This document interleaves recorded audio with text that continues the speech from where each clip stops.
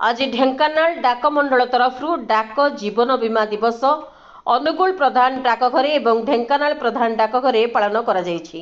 एही अवसर में ढेंकानाल प्रधान डाकघर प्रांगण में एक प्रशिक्षण कार्यक्रम आयोजन करा जायथिला। एही कार्यक्रम में ढेंकानाल डाकमंडलर डाक अधीक्षक श्रीजुक्त जगदीश दास, ढेंकानाल प्रधान डाकघर प्रधान डाकपाल श्रीजुक्त सत्यवादी दास, पूर्वतन डेभलपमेंट ऑफिसर तथा गोविंदपुर उपडाकघर उपडाकपाल श्रीजुक्त चंद्रशेखर सिंह, जनसंपर्क निरीक्षक श्रीजुक्त ज्योतिरंजन साहू आदि उपस्थित थिले।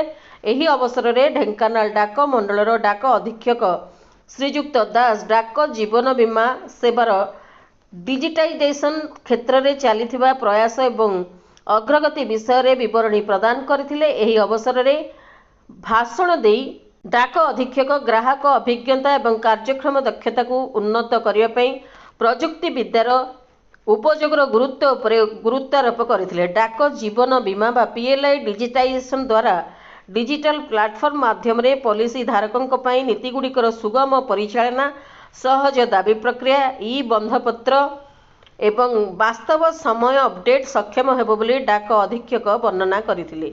एही परिप्रेक्षी रे चलित आर्थिक वर्ष में उभय डाक जीवन बीमा एवं ग्रामीण डाक जीवन बीमा मिलित भाव में सर्वाधिक प्रीमियम आदाय करिथिबा ग्रामीण डाक सेवक एवं डायरेक्ट एजेंट मानकु पुरस्कार प्रदान करा जायथिला। यूट्यूब माध्यम रे एही कार्यक्रम सीधा प्रसारण करा जायथिला। शेष में धन्यवाद ज्ञापन करी सभा को समाप्त करा जायथिला।